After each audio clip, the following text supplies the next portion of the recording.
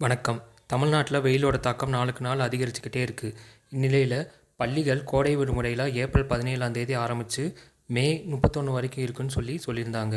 இந்நிலையில் புதிய அரசாங்கம் பதவியேற்றதுனால பள்ளிகள் ஜூன் 1 திறக்கப்படுமா இல்லை ஜூன் 3 திறக்கப்படுமா அப்படின்ற குழப்பம் இன்னும் நீடிச்சுக்கிட்டே இருக்குது. இந்நிலையில் கல்வித்துறை பெற்றோர்களிடமும் மாவட்ட கல்வி அலுவலர்களிடமும் பெரிய ஆலோசனை நடத்திக்கிட்டு இருக்காங்க.